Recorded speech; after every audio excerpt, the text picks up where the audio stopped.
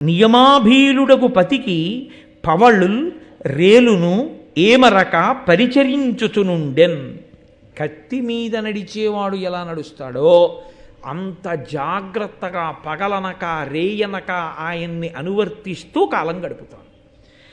సరే, అనవరత భక్తి బాయక తన పతికిన్ ప్రియము చేసి తద్దయు గర్భం వనురక్తి దాల్చి యొప్పెను దినకర గర్భయగు పూర్వ దిక్సతివోలెన్. అపారమైనటువంటి అనురాగంతో ఆయన్ని అనుకరించి ఆయనని అనువర్తించిన కారణం చేత భర్త యొక్క అనురాగమును పొందినదై ఆయన అనురాగ ఫలితముగా ఆమె గర్భమును ధరించింది. ఇప్పుడు ఆమె గర్భముతో ఉంటే ఎలా ఉందో చెప్తున్నారు నన్నయ్య గారు. సూర్యభగవానుడనబడేటటువంటిని బిడ్డని ప్రసవించేటటువంటి పూర్వదిక్కు తూర్పు దిక్కు అనే కాంత ఎలా ఉంటుందో అలా ఉంది. తూర్పు దిక్కు అన్న కాంత కడుపులో సూర్యుడు అన్న పిల్లాన్ని పెట్టుకుని ప్రసవించిందనుకోండి, పుట్టే పిల్లాడు నెత్తుటి గుడ్డు కదండి పుడతాడు, నెత్తుటి గుడ్డు పుడుతుంది. అందుకని సూర్యోదయం కూడా ఎర్రగా ఉంటుంది. అంతటి నెత్తుటి గుడ్డుని కడుపులో పెట్టుకున్న పూర్వదిక్కనబడేటటువంటి కాంత ఎలా ఉందో గర్భిణి అయిన జరత్కారు అలా ఉంది. ఎందుకు ఆ మాట అన్నాం? అక్కడ సూర్యోదయం అయితే చీకట్లు పోతాయి, అక్కడ సూర్యోదయం అయితే రాక్షసులు పోతారు. ఇక్కడ ఈవిడ గర్భం పండి పిల్లవాడు పుడితే పావులకి అలుముకున్న చీకట్లు పోతాయి. జరత్కారు వంశంలో ఒక్క వేరు ఉన్నటువంటి దుబ్బులు పట్టుకుని వేలాడుతున్నటువంటి తాత తండ్రులు ఊర్ధ్వలోకాలకు వెళ్ళిపోతారు. కాబట్టి ఇద్దరినీ అనుగ్రహిస్తాడు సూర్యుడు వచ్చి అనుగ్రహించినట్టు. అందుకని పూర్వదిక్కుతో పోల్చారు ఆవిడ్ని. సరే, ఒకనాడు ఆయన కృష్ణాజినాన్ని ఆసనంగా వేసుకుని పడుకుని భార్య తొడ మీద తలపెట్టుకుని నిద్రపోతున్నాడు జరత్కారుడు. సూర్యాస్తమయం అయిపోతోంది. ఆశ్రమంలో అందరూ సంధ్యావందనం చేసుకుంటున్నారు. సంధ్యావందనం అత్యంత ప్రధానమైన విషయం. సంధ్యావందనం గురించి చెప్పినప్పుడు ఎంత గొప్ప విషయం చెప్తారంటే అసలు నిజంగా అదొక్కటి చేస్తే చాలండి అలా నియమంగా జీవితంలో. ఏ కారణం చేతనైనా సంధ్యావందనాన్ని విడిచిపెట్టి ఎక్కడికైనా వెళ్ళి మళ్ళీ రాత్రి 10 వస్తాననుకుంటే నియమంగా సంధ్యావందనం చేసి ఆయన ఇంటికి వెళ్ళి చెప్పుకోవాలి, అయ్యా ఈ పూట నేను సంధ్యావందనం చేయలేకపోతున్నాను, మీరు సంధ్యావందనం చేసి అర్ఘ్యం ఇచ్చినటువంటి జలములు కొన్ని తీసి పక్కన పెట్టండి, నేను అక్కడి నుంచి తిరిగి వస్తూనే మీ ఇంటికి వస్తాను, మీరు నాకు తీర్థం ఇచ్చిన తర్వాత వెళ్ళి అప్పుడు నేను భోజనం చేస్తాను లేకపోతే పలహారం చేస్తాను. తప్ప సంధ్యావందనాన్ని మానడానికి వీల్లేదు. అంత ప్రధానమైన విహిత కర్మ సంధ్యావందనం. అందరూ సంధ్యావందనం చేస్తున్నారు, ఈయన నిద్రపోతున్నాడు. పైగా సూర్యోదయ సమయమునందు నిద్రపోకూడదు, నిద్రపోయినా కొంత క్షమార్పణ ఉంటుంది. సూర్యాస్తమయ సమయంలో ఎట్టి పరిస్థితుల్లో నిద్రపోకూడదు. కాబట్టి నిద్రపోతున్నాడు ఒక తప్పు, సంధ్యావందనం చెయ్యట్లేదు ఒక తప్పు. లేపకపోతే వేళ పట్టున సంధ్యావందనం చెయ్యాలి కదా, చేస్తానని నీకు తెలుసు కదా, నేను నిద్రపోతున్నానని లేపకపోవడం నా ధర్మాన్ని చెరచడం, నన్ను అగౌరవపరచడం కాదా? మీ అన్నయ్య ఇంటికి వెళ్ళిపోంటే. 2, నిద్రపోతున్న వాణ్ణి లేపడం కన్నా మహాపాపం లోకంలో ఇంకోటి లేదు. అందుకే నిద్రపోతున్న వాణ్ణి నిద్ర లేపితే ధర్మకార్యం చెప్పి నిద్ర లేపాలి. ఏదో ధార్మికమైనటువంటిది ఏదో చెప్పాలి, చెప్పి నిద్ర లేపాలి. ఏది ధర్మం చెప్పకుండా నిద్ర లేపితే మహాపాపాన్ని తీసుకెళ్ళి నిద్ర లేపిన వాడి ఖాతాలో వేస్తారు. ఒరే లేచి చదువుకొని లేపకూడదు. ఒరే తెల్లవారే ముందు లేచి ఈశ్వరుడికి నమస్కారం చెయ్యాలి కదరా. సూర్యోదయం అయ్యేటటువంటి కాలం బ్రాహ్మీ ముహూర్తం దగ్గరకు వచ్చింది, లేచి ఈశ్వరుడికి నమస్కారం చెయ్యి అనాలి. వాడు ఈశ్వరుడికి నమస్కారం చేయడానికి లేచిన తర్వాత ఇప్పుడు కూర్చొని చదువుకోవాలి. అంతే తప్ప ఏ కారణము లేకుండా నిద్ర లేపకూడదు. ఏదో కారణానికి ఒరే సినిమా టికెట్లు తేవాలి కొంచెం లేపకూడదు. ధర్మకార్యమునకు మాత్రమే నిద్ర లేపాలి. ధర్మకార్యమనగా దైవకార్యమునకే నిద్ర లేపాలి. అందుకే కౌసల్యా సుప్రజా రామ పూర్వా సంధ్యా ప్రవర్తతే ఉత్తిష్ట నరశార్దూల కర్తవ్యం దైవమాన్నికం. రాముణ్ణి లేపితే ఎందుకు లేవాలో కారణం చెప్పి లేపాడు విశ్వామిత్రుడు. ఈశ్వరుడు పడుకున్నాడని తెలిసిన కాబట్టి కారణం చెప్పాలి. సంధ్యావందనానికి లేపాలి ఇప్పుడు నేను ఇన్ని. కాబట్టి ధర్మలోపం జరగదు, లేపితే తప్పు కాదు. కానీ నేను నిద్రపోతుంటే ఎందుకు లేపావని కోప్పడితే సరే, నేను నిద్రపోతుంటే ఎందుకు లేపావని కోప్పడినా పర్వాలేదు నాకు. ఎందుకని ఆయన ధర్మం నిలబెట్టిందాన్ని అయ్యాను కాబట్టి నిద్ర లేపేస్తాను. అని ఆయన నిద్రలేపి, ఆశ్రమంలో అందరూ సంధ్యావందనం చేసుకుంటున్నారయా, నువ్వు కూడా సంధ్యావందనం చేసుకోవాలి కదా, లేవండి నిద్ర అంది ఆవిడ. అంటే ఆయన వెంటనే దిగ్గున నిద్రలేచారు. అంటే ప్రతి చిన్న విషయాన్ని ఎందుకు చూపిస్తారో తెలుసా అండి? ధర్మము ఎంత గొప్పదో చూపించడం కోసం. అసలు ఇంట్లో అలా నిద్రలేపడం అన్నది ఒక్కటి అలవాటైతే ఇల్లంతా బాగుంటుంది. భార్య భర్తని లేపినా, భర్త భార్యని నిద్రలేపినా ధర్మం చెప్పి నిద్రలేపాలి. కాబట్టి ఇప్పుడు ఆయన లేచన్నాడు, దేనికి లేపావు నిద్రపోతున్నవాణ్ణి? నిద్రపోతున్నవాణ్ణి లేపడం తప్పని నీకు తెలియదా? నా పట్ల అగౌరవం కాదా అన్నాడు. అంటే ఆవిడంది, కాదు, ధర్మం చెడిపోతోంది, అవతల సూర్యాస్తమయం అవుతోంది, సంధ్యావందనం చెయ్యాలి మీరు, కాబట్టి మరి నేను నిద్ర లేపకపోతే మీ ధర్మం పాడవుతుంది, మీ ధర్మం పాడవకూడదు కాబట్టి నిద్ర లేపాను, ఇందులో అగౌరవం ఎక్కడుంది అది. ఆయన ఏమన్నాడో తెలుసా అండి? ఇనుడస్తమింపబోయిన అనగా బోధింపవలెననప్పుడు నా మేల్కనునంతకు నుండక ఇనుడొనరగా అస్తాత్రికేగ నోడడే చెప్పుమా. ఏమన్నావు? నేను నిద్రపోతుండగా నేను లేచి సంధ్యావందనం చెయ్యక ముందు సూర్యుడు అస్తమించడమే? ఎంత ధైర్యం సూర్యుడికి! జరత్కారుడు నిద్రపోతున్నాడు, నేను కానీ అస్తమించానా ఆయనకి ధర్మలోపం వస్తుంది. కాబట్టి జరత్కారుడు నిద్రలేచే వరకు నేను అస్తమించని సూర్యుడు ఉండిపోతాడంతే. నా తపో ప్రభావం అటువంటిది, నా శక్తి అటువంటిది. నేను నిద్రలేచే వరకు సూర్యుడు అస్తమించాడు. నా గురించి సూర్యుడు అంత భయపడతాడు. సూర్యుడు నా యొక్క శక్తిని అంతగా లెక్క కట్టినవాడు. అటువంటి సూర్యుడు లెక్క కట్టి అస్తమించలేదు, నువ్వు మాత్రం సూర్యుడు అస్తమిస్తాడు, నువ్వు నిద్రలేయని నన్ను లేపావు. అంటే నా శక్తిని అంత తక్కువ అంచనా వేశావు. ఇది నాకు అగౌరవం కాదా? కాబట్టి నువ్వు మీ అన్నయ్య ఇంటికి వెళ్ళిపో, నేను ఆశ్రమానికి వెళ్ళిపోతున్నాను. ఏమి ప్రారంధం, ఎవరైనా ఊహిస్తారా అది? ఆవిడ అన్నగారింటికి వెళ్ళిపోయింది, ఆయన ఆశ్రమానికి వెళ్ళిపోయాడు. పైగా చెప్పాడు, నువ్వు బెంగ పెట్టుకోకు, నీ కడుపులో అగ్నిహోత్రుడు సూర్యుడు ఎటువంటి వాళ్ళో అటువంటి తేజోవంతుడు పెరుగుతున్నాడు. ఆ బిడ్డడు చాలు మన జన్మ తరించింది. అంటే వాళ్ళ జీవితాలు అలా ఉండేవండోయ్. ఒక్కొక్కరు వివాహం చేసుకుంటే అసలు కామదృష్టి లేదన్న స్త్రీనే చేసుకున్నారు. హనుమ చేసుకున్నారు సువర్చనలు. అందుకే ఆమెకి కామదృష్టి లేదు, ఆయనకి కామదృష్టి లేదు. ఇద్దరు అలా ఉండి తరించారు. వాళ్ళు తరించారంటే వాళ్ళ స్థితి వేరు, ఒకరితో ఒకరికి పోలిక ఉండదు. కాబట్టి బ్రహ్మచర్యంలో సన్యసించిన శంకరాచార్యుల వారికి బ్రహ్మచర్యము, సంసారము ఇలాంటివన్నీ చెప్పచ్చా అంటే చెప్పకూడదు, ఎందుకంటే ఆయన సన్యసించారు. కాబట్టి ఇప్పుడు ఆవిడ అన్నగారు వాసుకి దగ్గరికి వెళ్ళిపోయింది, ఆయనేమో ఆశ్రమంలో తపస్సు చేసుకోవడానికి వెళ్ళిపోయాడు. అదొక గొప్ప సంతోషంతో, గొప్ప తృప్తితో ఉండేవారు. చాలు, మహాతేజోవంతుని యొక్క కుమారునకు నేను తల్లినయ్యాను, నా జన్మ సార్థకత పొందిందని తృప్తి పొందించేవారు వాళ్ళ రోజుల్లో. అంతకన్నా ఇంకా వాళ్ళకి కామోపభోగం మీద దృష్టి ఉండేది కాదు. కాబట్టి ఆయన తపస్సు చేసుకోవడానికి వెళ్ళిపోయాడు. వెళ్ళిపోయిన తరువాత ఆ పూర్ణతేజుడు అపగత పాపుడు అపాకృత భవానుబంధుడు నిజ మాతా పితృపక్ష ప్రబల భయాపహుడు ఆస్తికుడు ఉదితుడై పెరిగే ప్రభన్.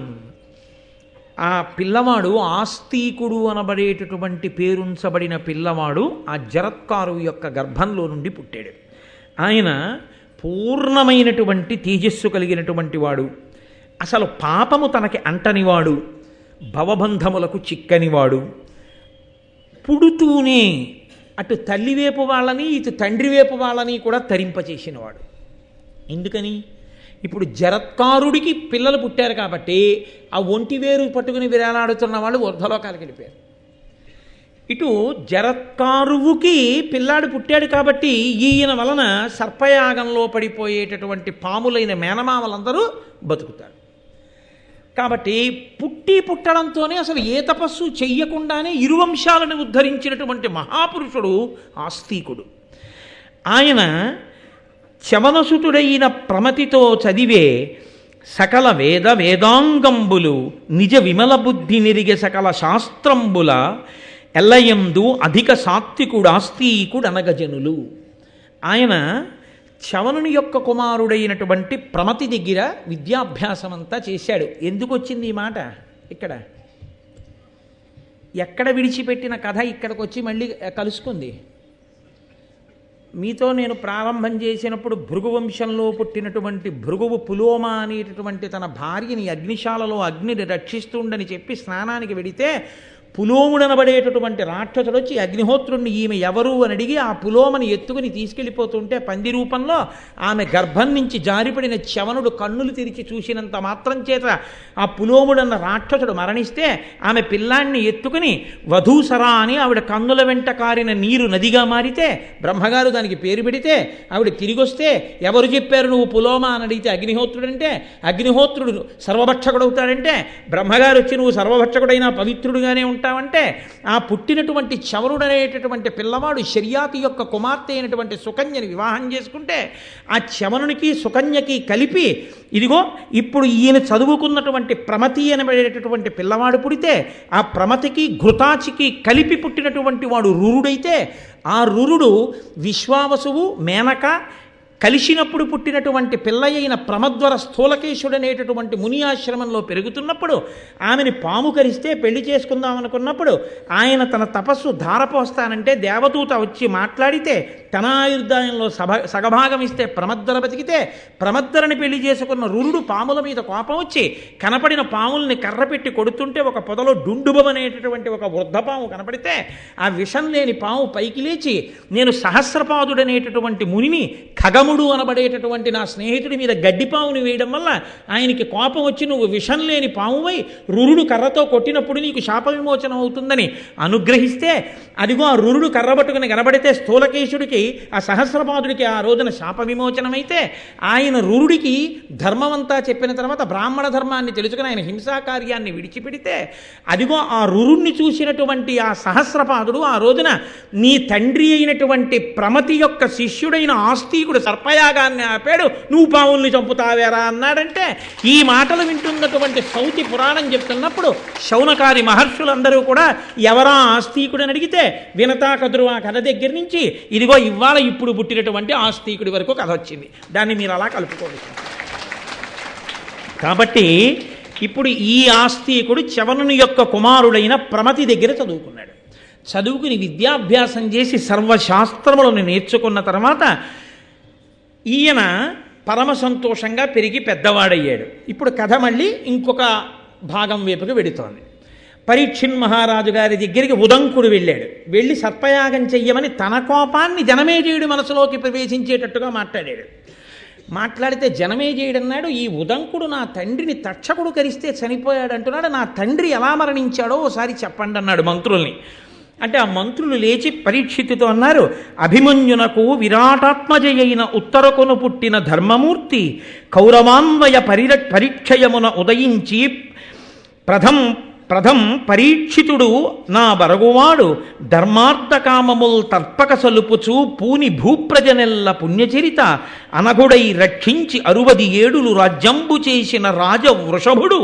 అధిక ధర్మమార్గుడైన నీ ఎట్టి సత్పత్రు బడసియున్న పుణ్యుడు అన్యనాథ మకుట మణిగణ ప్రభారంజిత పాద పంకజుండు భరతనిభుడు నీ తండ్రి అయినటువంటి పరీక్షిత్తు ఉత్తర విరాట్రాజు యొక్క కుమార్తె అయినటువంటి ఉత్తరని అభిమన్యుడు వివాహం చేసుకున్నప్పుడు అభిమన్యుడికి ఉత్తరకి పుట్టినవాడు నీ తండ్రి అయిన పరీక్షిత్ ఆ పరీక్షిత్తు నీ తాత అయినటువంటి అర్జునుడితో సమానం ఎందుకని ఈ పరీక్షిత్ ఇప్పుడు వింటున్నటువంటి జనమేజయుని యొక్క తండ్రి పరీక్షిత్ యొక్క తండ్రి అభిమన్యుని యొక్క తండ్రి అర్జునుని యొక్క తండ్రి పాండురాజు వంశంలో పోలికలు వస్తాయనడానికి పోలిక ఏమిటో తెలుసా అండి ఎక్కడో ముత్తాత పాండురాజుకి వేట అంటే ఇష్టం అదే పోలిక ఇప్పుడు వచ్చింది పరీక్షిత్తుకి ఆ వేట కోసమే వెళ్ళి అదిగో ఆ శమీకుడనబడేటటువంటి ఋషి యొక్క మెడలో చచ్చిపోయిన పావునేశాడు వంశంలో ఉన్న పోలికలు పిల్లలకు వస్తాయంటే అది అందుకే వంశంలో 7 తరాలు అటు ఇటు చూసి పిల్లనిస్తారు లేకపోతే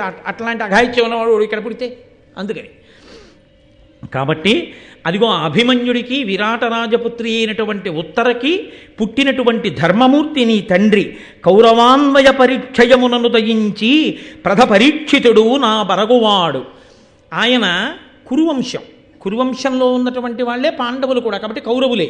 కాబట్టి అదిగో ఆ కౌరవులు అంటే పాండవుల యొక్క సంతతి అంతా కూడా నశించిపోయి అభిమన్యుడు కూడా మరణించి ఉప పాండవులు కూడా మరణించిన తరువాత ఇంకా పాండవుల యొక్క వంశాంకురము ఉత్తరాగర్భమునందు మిగిలిపోయిన ఒక్క పరీక్షితే ఉన్నప్పుడు ఆ ఒక్క పిల్లవాడు కూడా బతకకూడదని పిండం మీదకి బ్రహ్మశిరోనామకాస్త్రాన్ని అశ్వత్థామ ప్రయోగిస్తే ఆమె కృష్ణుడి పాదములు పట్టుకుని ప్రార్థన చేస్తే ఇక్కడ బయట రథం దగ్గర నిలబడిన కృష్ణుడు ఉత్తరాగర్భంలోకి ప్రవేశించి ఆ బ్రహ్మశిరోనామకాస్త్రానికి పిండానికి మధ్యలో నిలబడి ఘోర రూపంతో బ్రహ్మాస్త్రాన్ని సాత్విక రూపంతో పిండాన్ని చూసి బ్రహ్మాస్త్రాన్ని తనలో కలుపుకుని పిల్లాన్ని రక్షిస్తే ఆయన పరీక్షగా విష్ణువుని చూసి పుట్టిన తరువాత కూడా తాతయ్యన ధర్మరాజు తొడ మీద కూర్చుని సభలో ఉన్న వాళ్ళందరినీ నేను మా అమ్మ కడుపులో ఉన్నప్పుడు శంఖచక్ర గదా పద్మములను పట్టుకుని నన్ను రక్షించిన మహానుభావుడు ఎక్కడున్నాడా అని ఇలా పట్టి పట్టి చూస్తుంటే ఆయన్ని దేవరాతుడు అని పేరున్నా కూడా ప్రజలందరూ పరీక్షగా చూస్తాడని పరీక్షిత్ అని పిలిచారు. కాబట్టి కురువంశానికి మిగిలిన ఏకైక నలుసు నువ్వు. ధర్మార్థకామములు తప్పక చలుపుచు పూని భూప్రజనెల్ల పుణ్యచరిత అనఘుడై రక్షించి 67 రాజ్యంబు చేసిన రాజవృషభుడు. మీ తండ్రి 60 సంవత్సరములు ధర్మార్థకామములు తప్పకుండా రాజ్యం చేసినటువంటి మహానుభావుడు. అటువంటి వాడు నీ వంటి సత్పుత్రుణ్ణి కన్నాడు. మీ నాన్న సింహాసనం మీద కూర్చొని పాదపీఠం మీద పాదం పెడితే అన్యదేశముల నుంచి వచ్చినటువంటి రాజుల యొక్క కిరీటములు నీ తండ్రి పాదముల దగ్గర ఉంచి నమస్కరిస్తే వాళ్ళ కిరీటములలో ఉన్న మణుల కాంతులు మీ తండ్రి పాదములకు నీరాజనములు పట్టేవి. అంత కీర్తి వహించినటువంటి మహానుభావుడు. కానీ ఇదిగో మీ వంశంలో ముత్తాత పాండురాజు గారికి ఉన్నటువంటి బలహీనతలాగే మీ తండ్రి కూడా వేటాడడం కోసమని చెప్పి అరణ్యంలోకి ప్రవేశించి వేటాడుతుండగా ఒక లేడి కనబడితే ఆ లేడిని ఎలా అయినా వేటాడి పట్టుకోవాలని తన పరివారం అంతా వెనకపడిపోయి ఎక్కడో ఉండిపోయినా తానొక్కడే ఆ లేడిని వేటాడి తీసుకొస్తానని లేడి వెంట పరిగెడుతూ బాణాన్ని విడిచిపెడితే బాణం తగిలినటువంటి లేడి పరీక్షిత్తుకి దక్కకుండా పారిపోయి శమీకుని యొక్క ఆశ్రమంలోకి వెళ్ళిపోతే లేడిని వెంట తగిలి దాన్ని వేటాడేటటువంటి మిషతో శమీకుడి ఆశ్రమంలోకి వెళ్ళి కన్నులు మూసుకుని అంతర్ముఖుడై ధ్యానంలో ఉన్నటువంటి శమీక మహర్షిని ఇటుగా లేడి పరిగెత్తిందా అని అడిగితే బహిర్ముఖుడు కాడు కాబట్టి శమీకుడి జవాబు చెప్పకపోతే ఉద్ధతితో ఆకలి చేత దప్పిక చేత కలిగినటువంటి ప్రకోపం చేత చచ్చిపోయిన పావుని ధనస్సు యొక్క మూపుతో పైకెత్తి ఆయన మెడలో వేస్తే ఆయన కుమారుడైనటువంటి శృంగికి ఈ విషయం తెలిసి నా తండ్రిని ఇంత అగౌరవపరుస్తాడా దేశమేలే రాజని నేటికి 7వ రాజు తక్షకుని యొక్క విషాగ్ని చేత నా తండ్రి మూపురమునందు మృత సర్పాన్ని వేసినటువంటి పరీక్షిత్తు తక్షకుని అగ్నిజ్వాలల యందు కాడి బూడిదగుగాక అని శాపవాక్కు విడిచిపెట్టి తండ్రి దగ్గరికి వచ్చి అభివాదం చేసి గోత్రనామాలు చెప్పుకుని భూమి మీద పడి నమస్కరిస్తున్న సమయంలో ఆ మహానుభావుడు శమీకుడు కన్నులు విప్పి తన కొడుకైన శృంగిని చూసి ఏరా బాధగా ఉన్నావని అడిగితే నాన్నగారు మీ మూపు మీద పరీక్షిత్ మృత సర్పాన్ని వేశాడు, కోపం వచ్చినేటికి 7వ నాడు ఆయన మరణించాలని నేను శాపవాక్కు విడిచిపెట్టాను, అదిగో ఆ మూపురం మీద పాము తీశాను, నాకు చాలా బాధ కలిగింది నాన్నగారు ఆ పరీక్షిత్తు చేసినటువంటి దుష్కృత్యానికంటే. శమీకుడు చూసి ఎంత పని చేశావురా, చంద్రవంశంలో పుట్టినవాడు మహాపురుషుడు, రాజ్యమును ధార్మికంగా పరిపాలిస్తున్నవాడు, అందరినీ కాపాడేటటువంటి ప్రభువుని నీ యొక్క వ్యగ్రమైన వాక్కు చేత అర్ధాయుష్కుణ్ణి చేసి పడగొడుతున్నావు, దీనివల్ల లోకమంతా పాడైపోదా, కోపం అనేది రానేకూడదు, కానీ కోపం వస్తే ఎన్ని ఉపద్రవాలు వస్తాయో వినరా అని ఆ రోజున కొడుకు శృంగితో శమీకుడు అన్నాడు. క్రోధమ తపముంచెరచును క్రోధమ అణిమాదులైన గుణముల బాపున్ క్రోధమ ధర్మక్రియలకు బాధయగున్ క్రోధిగా తపస్వికి చిన్నే. క్రోధము ఆవహించినటువంటి వాని యొక్క తపస్సు చెడిపోతుంది. క్రోధము వలన అణిమాది సిద్ధులు గుణములు అన్నీ నశించిపోతాయి. క్రోధము ధార్మికమైనటువంటి పనులు చెయ్యనివ్వదు. క్రోధమున్నటువంటి వాడు ఇక తపస్వి ఎలా అవుతాడు? క్షమలేని తపసితనమును ప్రమత్తు సంపదయు ధర్మ బాహ్య ప్రభు రాజ్యము భిన్న కుంభమునతో యముల బట్టుల అధ్రువంబులకు ఇవియల్లన్. క్షమలేని తపసితనమును, ఓర్పు లేనటువంటి తపస్సు, అలాగే పరాకుగా ఉండకపోవడం వల్ల ఐశ్వర్యం నిలబడకపోవడం అనేటటువంటి లక్షణం. అంటే పరాకు ఉన్నటువంటి వాడికి ధనం ఉంటుంది, పరాకు లేకపోవడం అనేటటువంటి వాడికి ధనం జారిపోయినట్టు ధర్మం విడిచిపెట్టినటువంటి రాజుకి రాజ్యం ఎలా నశిస్తుందో అది పగిలిపోయిన కుండలో పోసినటువంటి నీరు కారిపోయినట్టే. క్రోధమున్న వాడికి తపస్సు ఫలించదు, ధర్మం విడిచిపెట్టిన వాడికి రాజ్యం నిలబడదు, పరాకు లేని వాడికి ఐశ్వర్యం నిలబడదు, పగిలిపోయిన కుండలో నీరు పోసిన వాడికి నీరు నిలబడదు. కాబట్టి నీకెందుకురా తపస్సు, ఇంత క్రోధం ఉన్నవాడికి నీకు తపస్సు ఫలిస్తుందా, ఎంత తప్పు పని చేశావురా అని గౌరముఖుడు అనబడేటటువంటి ఒక మునిని పిలిచి నేటికి 7వ రోజున మరణించాలని రాజుకి నా కొడుకు శాపం ఇచ్చాడు. వెంటనే భద్రతా ఏర్పాట్లు చేసుకుని మంత్రతంత్రములు తెలిసి ఉన్నటువంటి నిపుణులైన బ్రాహ్మణుల్ని పక్కన పెట్టుకుని ఎంత మాత్రమూ పరాకు లేకుండా తనను తాను రక్షించుకోమని పరీక్షిత్ మహారాజుకి నా వాక్కుగా చెప్పండని ఆ గౌరముఖుడనబడేటటువంటి మునిని పరీక్షిత్ దగ్గరికి పంపిస్తే ఈయన వెళ్ళి పరీక్షిత్తుకి చెప్తే శమీక మహర్షి కొడుకుని అడిగాడు ఆ రోజున, నువ్వు వెనక్కి తీయలేవా నీ శాపాన్నని. నాన్నగారు నేనేం చెయ్యలేని, ఇప్పటికే నేను విడిచిపెట్టిన శాపవాక్కు తక్షకుడిలో ప్రచోదనం చేసి బయలుదేరిపోయి ఉంటాడు కరవడానికి పరీక్షిత్తుని అన్నాడు. ఆ మాట చెప్పినట్టుగానే మహానుభావుడు బయలుదేరాడు. బయలుదేరి గబగబా వచ్చేస్తున్నాడు. వచ్చి ఇంకా పరీక్షిత్తుని కాటు వెయ్యాలి. అది 7వ రోజు. ఇంకా ఆ ఒక్క రోజు దాటిపోయిందా ఇక పరీక్షిత్తు బతికేస్తాడు. కాబట్టి ఆయన ఒక పెద్ద ఒంటి స్తంభపు మేడ కట్టుకుని మంత్రతంత్రములు తెలుసున్న వాళ్ళందరినీ పక్కన పెట్టుకుని సకలోర్వీషుడు అతి ప్రయత్నపరుడై సర్వక్రియా తక్షకోటుల్ పనిసేయగా ఘనతరైక స్తంభహర్మ్యంబు తక్షక భీతిన్ రచయించి పంచి దృఢరక్షం దానిలో నుండి బాయక రాత్రిన్ దివ జాగరూక హిత భృత్యామాచ్య వర్గంబుతోన్. ఆయన బోలెడంతమంది వడ్రంగుల్ని కార్మికుల్ని పిలిచి ఒంటి స్తంభపు మేడ కట్టించుకుని అందులో తన యొక్క భృత్యుల్ని మంత్రుల్ని చుట్టూ పెట్టుకుని విషాన్ని విరగొట్టగలిగినటువంటి మంత్రాలు తెలుసున్న వాళ్ళని తంత్ర నిపుణుల్ని సిద్ధంగా పెట్టుకుని అందులోనే ఉంటూ 7 రోజులు అయ్యే వరకు నేను కిందకి దిగిరానని ఆ ఒంటి స్తంభపు మేడలో కూర్చున్నాడు. కూర్చునుండగా 7వ రోజు వచ్చింది. బయలుదేరాడు.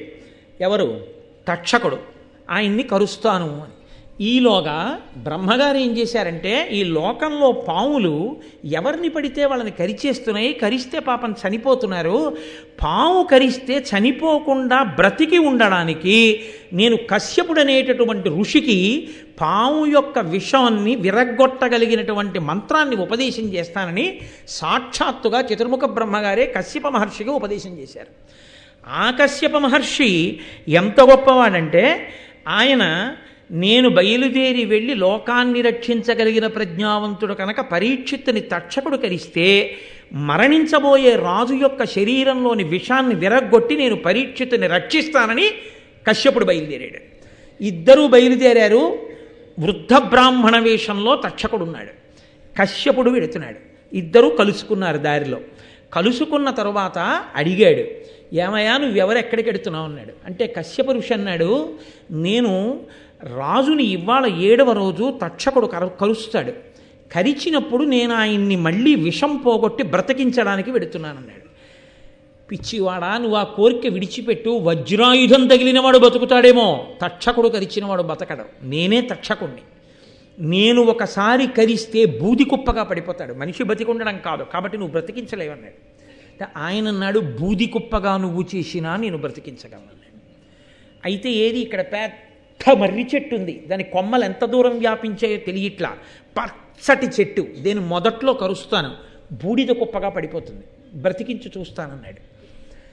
తక్షకుడు కాటు వేశాడు, అది బూది కుప్ప కింద పడిపోయిన చెట్టు. వెంటనే ఈ కశ్యప ఋషి బ్రహ్మగారు తనకి ఉపదేశం చేసినటువంటి మంత్రాన్ని జపం చేసి ప్రయోగించాడు.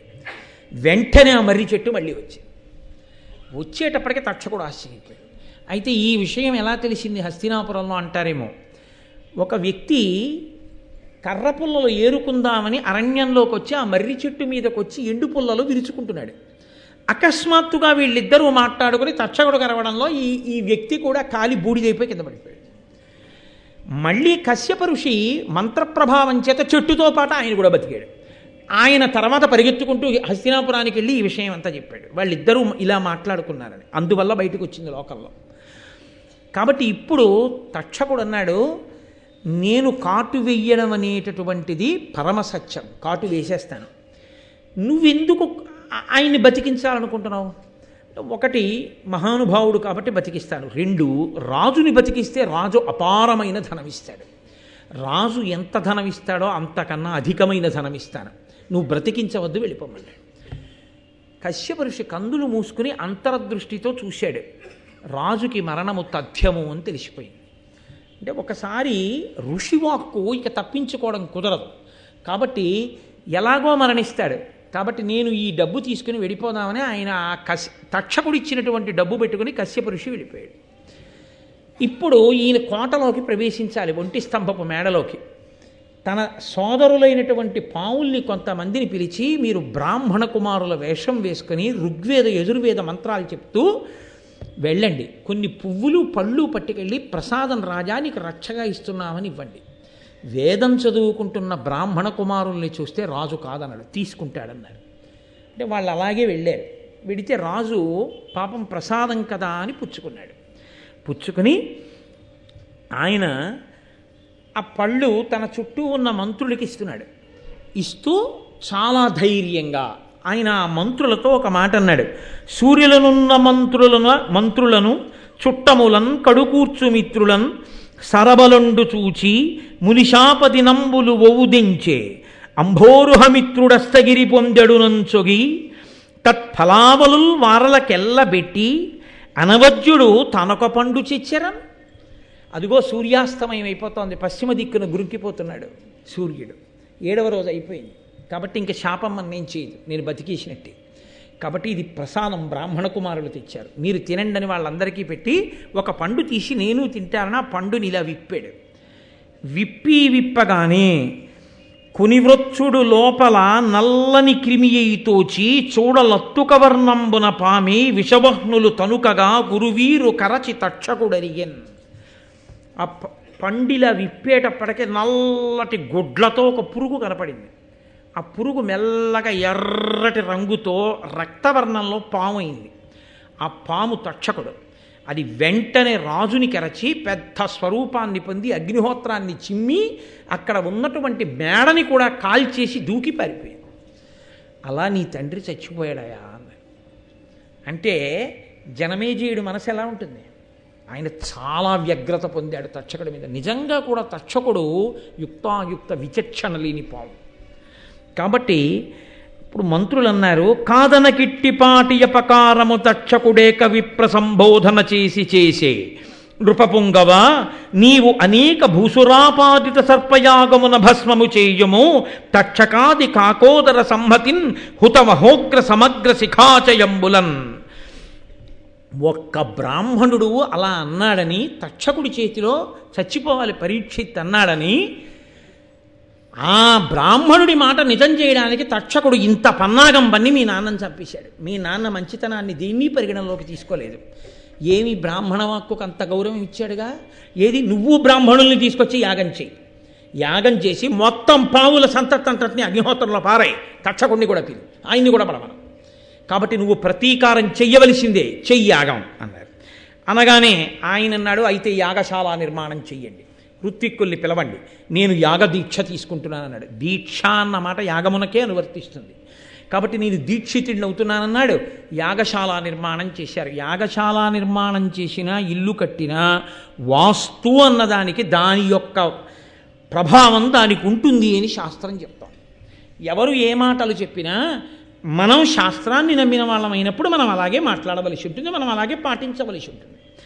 కాబట్టి అందులో ఒక పౌరాణికుడు, ఒక మహానుభావుడు, శాస్త్రములు తెలుసున్నవాడు వచ్చి జనమేజయుడితో అన్నాడు, అనగా ఈ యజ్ఞము విధి సనాధరుత్తి ప్రయోగ సంపూర్ణం వయ్యును గడచన నేరదు నడుమన యుడుగును భూసురోత్తమ నిమిత్తమునన్. ఈ యాగశాల నిర్మాణంలో దోషం ఉంది.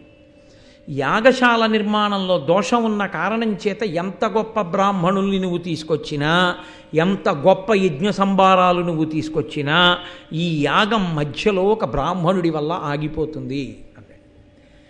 జనమేజయుడు లక్ష్య పెట్టలేదు. లక్ష్య పెట్టకుండా ఆయన ఆ యాగం చెయ్యడం కోసం అని చెప్పేసి సిద్ధపడ్డాడు. జనమేజయుని యొక్క భార్య కాశీరాజు యొక్క కుమార్తె అయిన వపుష్టమ. ఆ వపుష్టమతో కలిసి భార్య లేనివాడు యాగం చేయడానికి అర్హుడు కాడు. కాబట్టి భార్యాసహితుడై యజ్ఞదీక్షితుడై ఆ సర్పయాగం చెయ్యడానికి కూర్చున్నాడు. బ్రాహ్మణులందరూ కూర్చున్నారు. ఒక్కొక్క పాము పేరు పిలుస్తున్నారు. పిలిస్తే వచ్చి అతి వేగాకుల చిత్తులై పడి రుదాత్తాసీ విషాగ్నుల్ సితాసిత పీతారుణ వర్ణదేహులు నవాశ్రుగ్రక్త నేత్రుల్ మహోన్నతులేక త్రిక పంచ సప్త నవ నానామస్తకుల్ పల్వురుద్ధత నాగేంద్రులు బ్రహ్మదండ హతి ఆర్తధ్వానులైవ నిలోన్. బ్రహ్మదండం పెట్టి కొడితే పడిపోయినట్టుగా ఒక్కొక్క పేరు చెప్పి బ్రాహ్మణులు పిలుస్తుంటే ఋత్విక్కులు 1 పడగ పాము, 3 పడగల పాములు, 5 పడగల పాములు, 9 పడగల పాములు, పెక్కుతలలు కలిగినటువంటి పాములు, పసుపు రంగు పాములు, తెల్ల రంగు పాములు, ఎర్ర రంగు పాములు, నల్ల రంగు పాములు, పొడుగు పాములు, పొట్టి పాములు, లావు పాములు, సన్న పాములు, ఇన్ని పాములు ఆకాశంలో గిరగిరా తిరుగుతూ విషాన్ని చిమ్ముతూ అగ్నిహోత్రంలో పడిపోయి తలలు పగిలిపోతుంటే పెటిల్ల శబ్దం చేస్తూ అరుస్తూ విషం జిమ్ముతూ అగ్నిహోత్రంలో కాలిపోతుంటే దిక్చక్రమంతా సర్పముల యొక్క వింతధ్వనులతో మార్మోగిందిట. అలా అందరూ చిత్ర విచిత్రంగా ఇదేమి యాగమని చూస్తుండగా ఆకాశంలోంచి రంగురంగుల పాములు, అనేక తలల పాములు వచ్చి ఆ యాగంలో పడిపోయి అగ్నిహోత్రంలో కాలిపోతున్నాయి. తక్షకుడు భయపడిపోయి తక్షకుడతి భీతుండై ఈ క్షణమున అరిగే సురగణాధిప నన్ను రక్షింపుమయనుచు ఆ పురందరు కడకు. తక్షకుడు భయపడిపోయి, దేవేంద్రుడు ఆయనకి స్నేహితుడు, వెళ్ళి రక్షించు రక్షించు రక్షించు అని ఇంద్రుడి చాటున దాక్కున్నాడు. ఇంద్రుడు బ్రహ్మగారు చెప్పిన మాట విని కొన్ని పాములు బతుకుతాయన్న మాట విని, ఆగరా కంగారు పడకు, ఆ యాగాన్ని ఆపుతాడు ఒక బ్రాహ్మణుడు వచ్చి, నువ్వు బ్రతుకుతావు, అలా కూర్చో, బెంగ పెట్టుకోకని చెప్పి ఆయన ఆ తక్షకుణ్ణి ఇంద్రలోకంలో కూర్చోపెట్టాడు. ఇంతలోకే మహానుభావుడు వాసుకి గబగబా పరిగెత్తుకుంటూ చెల్లెలి దగ్గరికి వెళ్ళాడు. వెళ్ళి, అమ్మా, ఈ మహానుభావుడు జనమేజయుడు చేస్తున్న యజ్ఞంలో నీ సోదరులమైనటువంటి మా జాతి అంతా పడిపోతోంది, ఇప్పటికే కొన్ని లక్షల పాములు కాలిపోయాయి, వెంటనే నా మేనల్లుడైన ఆస్తికుణ్ణి పంపించమ్మా, నీ పేరు జరత్కారు, నిన్ను జరత్కారునకిచ్చి వివాహం చేసింది మీ ఇద్దరికీ పుట్టే పిల్లాడి వల్ల సర్పజాతిని కాపాడడానికి, కాబట్టి వెంటనే నీ కొడుకుని పంపు అన్నాడు. అంటే కడవడి మున్ను నింగడుకొని పడినవియు కాని కద్రాసుతులన్ పడనీకింక అవశ్యము నుడిగింతును సర్పయాగ మోడకుడింకన్. మీరు బెంగ పెట్టుకోకండి, పడిపోయిన కద్రోపుత్రులు పడిపోయారు, మిగిలిన వాళ్ళని రక్షించే భారం నాది అని ఆస్తికుడు బయలుదేరి జనమేజయుడు చేస్తున్నటువంటి ఆ సర్పయాగశాలలోకి ప్రవేశించాడు. ప్రవేశించగానే మహాతేజోమూర్తి ఆ ఆస్తికుడు నడిచొస్తుంటే రాజు, ఋత్విక్కులు అందరూ ఆయన వంక చూస్తున్నారు. ఆయన అన్నాడు, రజనీనాథ కులైక భూషణుడవై రాజర్షివై దారుణీ ప్రజనెల్లం దయతోడ ధర్మచరితం బాలించుతున్ దుంటి ధర్మజు నాభాగు భగీరథున్ దశరథున్ మాంధాతృ రామున్ రఘున్ విజయున్ పోలితి సద్గుణంబుల జగద్విఖ్యాత పరీక్షిత. మహానుభావ పరీక్షిత్తు, నీవు రజనీనాథ కులైక భూషణుడవై రాజర్షివై, చంద్రవంశంలో పుట్టినటువంటి గొప్ప రాజువై రాజర్షివై ప్రజలందరినీ దయతో ధర్మంతో పరిపాలన చేస్తూ ఆనాడు ధర్మరాజు, నాభాగుడు, భగీరథుడు, దశరథుడు, మాంధాత, రాముడు, రఘుమహారాజు, అర్జునుడు ఎలా పరిపాలన చేశారో అలా పరిపాలించావయ్యా. కువలయంబున వారి కోరిన కోర్కికిం తగనీవు పాండవకులంబు వెలుంగ పుట్టి దృఢంబుగా నృపలక్ష్మితో అవని రాజ్యభరంబు దాల్చిన అంత నుండి మఖంబులంది విరియిష్ట ధనంబులిచ్చుట తృప్తులైరి మహాద్విజుల్. నాయన, ఈ భూమండలానికి అంతటికి నువ్వు చక్రవర్తి అయిన తరువాత నీ రాజ్య పరిపాలనలో నువ్వు అనేకమైన యజ్ఞయాగాది క్రతువులు చేస్తూ ఋత్విక్కుల్ని పిలిచి నువ్వు ఇచ్చినటువంటి సంభావనల చేత, ఆ యజ్ఞ దీక్షితులైనటువంటి ఋత్విక్కులకి నువ్వు ఇచ్చినటువంటి దక్షిణల చేత బ్రాహ్మణులందరూ ఎంతో తృప్తి పొంది ఉన్నారు. ఈ స్తోత్రం చెయ్యడంలో ఒక రహస్యం ఉంది, దాని చివర మీకు దాన్ని చెప్తాను. వితతమఖ ప్రయోగ విధివిత్తము ఉత్తమధీయతుల్ జగన్నుత సుమహాతపోధనులు అనుగ్రహ నిగ్రహ శక్తియుక్తులీక్రతువున ఋత్వికుల్ కమలగర్భ సమానులు పూర్వ దిక్పతిక్రతువున యజకోత్తముల కంటే ప్రసిద్ధులు సర్వ విద్యలం. నువ్వు ఇక్కడ నిమంత్రణం చేసినటువంటి ఋత్విక్కులున్నారే, వాళ్ళు ఆగ్రహించినా అనుగ్రహించినా ఏదైనా చెయ్యగలిగినటువంటి సమర్థులు.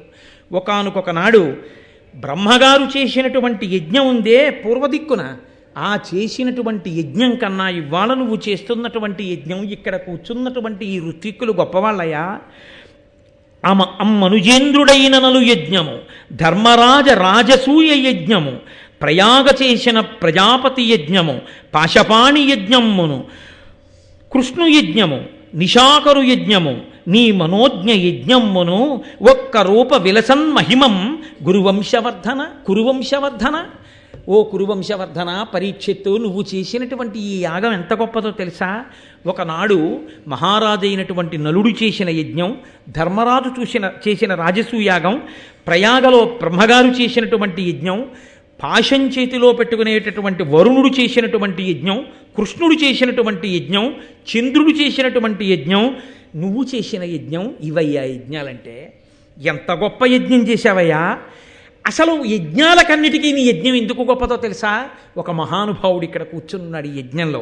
విద్వన్ముఖ్యుడు ధర్మమూర్తి త్రిజగద్విఖ్యాత తేజుండు కృష్ణద్వైపాయనుడే గుదించి సుత శిష్య బ్రహ్మ సంఘంబుతో సద్వద్యుండు సదస్యుడయ్యే అని శక్యంబె వర్ణింప సాక్షాత్ విష్ణుండవ నీవు భూపతులలో కౌరవ్య వంశాగ్రణి.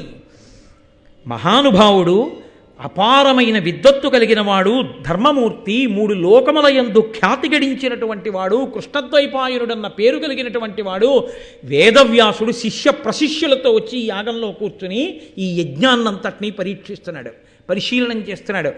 అంతటి మహానుభావుడు వచ్చి కూర్చున్నాడంటే ఈ యాగం ఎంత గొప్పదో ఇంకా వేరే చెప్పాలా నాయనా? ఆర్తిహర క్రియాభిరతుడై కృతసన్నిధియై ప్రదక్షిణావర్త శిఖగ్రహస్తముల వహ్ని మహాద్విజ దివ్య మంత్ర నిర్వర్తిత హవ్యముల్కొనుచు వారిజవైరికులీష నీకు సంపూర్త మనోరథంబులను పుణ్యఫలంబులనిచ్చుచుండెడన్. నువ్వు చేసేటటువంటి యాగాల్లో అగ్నిహోత్రుడు సంతతము నీ పక్కన కూర్చుని హవిస్సులను స్వీకరిస్తూ కుడిపక్కకి తిరిగేటటువంటి జ్వాలలు కలవాడై, అంటే శుభశకునంతో నిరంతరము నీ కోర్కెలను ఈడేర్చేవాడగుగాక, నీవు అంత కీర్తివంతుడవగుగాక అని ఆశీర్వచనం చేశాడు.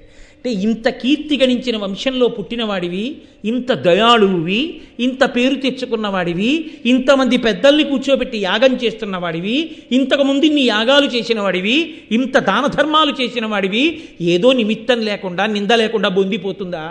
ఏదో కారణానికి మొత్తం మీద తండ్రి పడిపోవలసి వచ్చింది, పడిపోయాడు. ఆ నింద కాకపోతే వేరో కారణానికి వెళ్ళిపోతాడు. దానికి మనసులో క్రౌర్యం పెట్టుకుని యాగం చేసుకుని నీ చరిత్రకంతటికి మచ్చ తెచ్చుకుంటావా? చెయ్యవచ్చా ఇలాంటి యాగాలు? ఆంతరమైనటువంటి ప్రశ్న. వెంటనే చాలా సంతోషించి ఆయన అన్నాడు, ఆ జనమేజయుడు, మహానుభావ, నీ దివ్యమైనటువంటి తేజస్సు, నీ వాక్కులు చూస్తుంటే చాలా సంతోషంగా ఉందయా, నీకేం కావాలి చెప్పి ఇచ్చేస్తానన్నాడు. వెంటనే ఆస్తికుడు అన్నాడు, మానిత సత్యవాక్య అభిమన్యుకులోద్వహ శాంతమన్యు సంతానుడవై దయాభినిరత స్థితి నీవు మదీయ బంధు సంతాన మనోజ్వరంబు పరతంబుగ నాకు ప్రియంబుగా మహోర్వీనుత సర్పయాగముడి వింపము కావుము సర్పసంహతిన్. నీవు నా బంధువులైనటువంటి సర్పములన్నీ ఇందులో పడిపోయి ఇలా కాలిపోయి మరణించకుండా వాళ్ళ మనోవేదన తీరేటట్టుగా, నేను సంతోషించేటట్టుగా నీవు దయతో, ప్రాణుల పట్ల కక్ష పెంచుకోవడం అనేటటువంటిదే విషం, ప్రాణుల పట్ల దయ పెంచుకోవడమే అమృతం. కాబట్టి నాయనా, నువ్వు వేరుగా అమృతం తాగక్కర్లేదు, దయతో ఉండడమే అమృతం తాగడం. కాబట్టి ఆ కక్ష అన్నది పక్కన పెట్టి దయ అన్నదాన్ని నీ మనసులోకి తెచ్చుకో. ఎందుకు ఇంతమందిని కాల్చాలి, ఒకణ్ణి చంపినందుకు ఇంతమందిని చంపడమా అన్న భావనతో ఆలోచించు, నీకు చంపబుద్ధి ఇది. కాబట్టి పరమదయతో ఈ యజ్ఞాన్ని ఇక్కడతో ఇంకా ఆపు చేసి, చనిపోయిన వాళ్ళు చనిపోయారు, ఇంకా ఇప్పటికైనా ఆపితే నా బంధుకులం, నా తల్లివేపు బంధువులు సర్పాలు, మిగిలిన వాళ్ళు సంతోషిస్తారు. అనిన సదస్యులందరూ ప్రియంబున ఇట్టి విశిష్ట విప్రముఖ్యునకు మహాతపోధననకుంతకు పాత్రునకెద్ది ఇచ్చినన్ ఘనముగన క్షయంబగును కావున ఈ ద్విజనాథు కోర్కె పెంపున వృధసేయగాతగదు భూవలయేశ్వర ఇమ్ము నిమ్మితోన్. ఇటువంటి మహానుభావుడు, తేజోమూర్తి, తపశ్శాలి అయినటువంటి వాడు సభామంటపంలోకి వచ్చి నాకు ఇది కావాలి అని అడిగితే అది ఇచ్చినంత మాత్రం చేత అక్షయమైనటువంటి ఫలితాలనిస్తుంది. అంతటి మహానుభావుడు వచ్చి యాచించడమే గొప్ప. అటువంటి వాడు వచ్చి యాచించడం కన్నా అదృష్టం ఏముంటుందయా?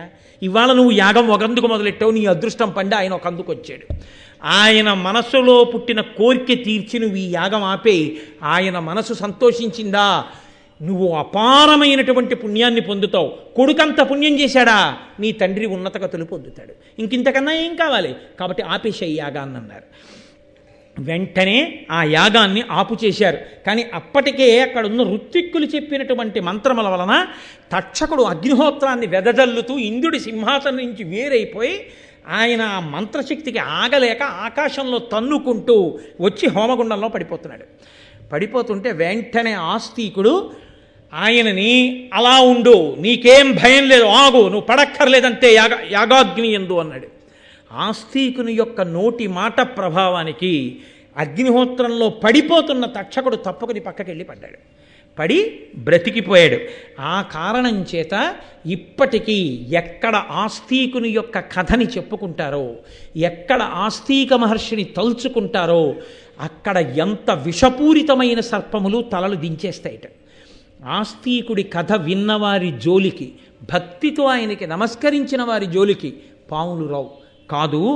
అసలు వనర జరత్కారు మునీంద్రునకు జరత్కారునకు సుతుండైన మహామునివరు నాస్తికుని ముదమున తలచిన ఉరగభయము పొందరు జనులు. ఎవరైతే ఆ జరత్కారువుకి జరత్కారుడికి పుట్టినటువంటి ఆస్తికుని వలన ఉభయ వంశములు తరించి సర్పయాగంలో పాములు పడకుండా రక్షింపబడినటువంటి ఈ కథ వింటున్నారో అటువంటి వారికి పాముల వంటి పాపములు తొలగి వారు భగవంతుణ్ణి చేరడానికి, భగవంతుణ్ణి అనుగ్రహాన్ని పొందడానికి యోగ్యమైన స్థితిని పొందుతారు అని దీనికి ఫలశ్రుతి చెప్తూ మహోత్కృష్టమైనటువంటి జనమేజయ సర్పయాగం ఆస్తిక మహర్షి వల్ల ఆగినటువంటి సందర్భాన్ని కద్రువ కృతయుగంలో ఇచ్చిన శాపం కలియుగ ప్రారంభంలో ఎలా కట్టి కుడిపిందో, బ్రహ్మగారన్న వాక్కు నిజమై పుట్టినటువంటి ఒక మహాపురుషుడు యాగాన్ని ఆపి దుష్ట సర్పములు నశించిన తర్వాత మిగిలిన పాములు ఎలా బ్రతికాయో ఈ కథలో చెప్పబడింది.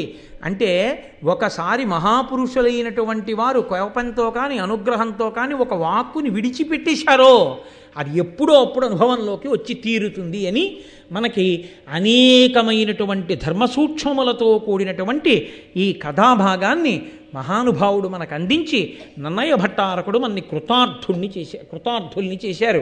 ఇన్ని ధర్మసూక్ష్మములు వివరించారు.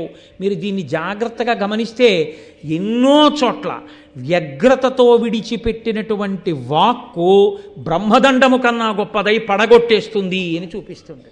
అందుకే తపస్సు చేయడం గొప్ప కాదు, తపస్సు చేసినటువంటి వాడు నిగ్రహాన్ని పొంది ఉండడం కూడా అంతే అవసరమై ఉంటుంది. శృంగి వాక్కు విడిచిపెట్టాడు, శమీకుడు అడిగాడు ఉపసంహారం చేయమని. నాన్నగారు నేను శాపవాక్కు విడిచిపెట్టింది అప్పుడే తక్షకుడిలో ప్రచోదనం చేసేసింది, కాబట్టి నేను వెనక్కి తీలేనన్నాడు. కద్రువ విడిచిపెట్టింది, వెనక్కి తీలేకపోయింది. బ్రహ్మగారు అనుగ్రహ వాక్కు విడిచిపెట్టాడు, రక్షింపబడ్డాయి. కోపంతో విడిచిపెట్టిన వాక్కు భూతదయలేనటువంటి పనియే విషము. భూతదయ సకల ప్రాణులు సంతోషంగా ఉండాలనేటటువంటి మనసుతో జీవించడమే అమృతం. కాబట్టి నువ్వు అమృతము తాగి ఉండాలి అన్న కోరిక నీకు ఉంటే నువ్వు భూతదయతో అందరి పట్ల కారుణ్యంతో సంతోషంగా భగవంతుణ్ణి అందరి యందు చూస్తూ ప్రేమతో జీవించడమే మార్గము అని అన్యాపదేశంగా నన్నయ్య భట్టారకుడు ఋషితుల్యుడు కనుక సమస్త జాతికి ఉద్బోధ చేసి కక్షలు కార్పణ్యములు మంచివి కావని ఉద్బోధ చేసినటువంటి పరమోత్కృష్టమైన వాక్కుతో ఈనాటి ఈ ఉపన్యాసాన్ని పూర్తి చేస్తూ రేపటి రోజు నుంచి చెప్పేటటువంటి ఘట్టములన్నీ కూడా నేను ఇది ఏదో మీకు ఆ కాకతాళీయంగా చెప్తున్న మాట అని మీరు స్వీకరించద్దు. కేవలముగా ఇక రేపటి నుంచి వచ్చేటటువంటివన్నీ కూడా మహాత్ముల యొక్క జననములు. ఎటువంటి మహాత్ములంటే వేదవ్యాస జననము, భీష్మాచార్యుని అవతరణ, తర్వాత పాండవులు పుట్టడం, ఇంకా అంతా కూడా మహాపురుషుల యొక్క జననములు.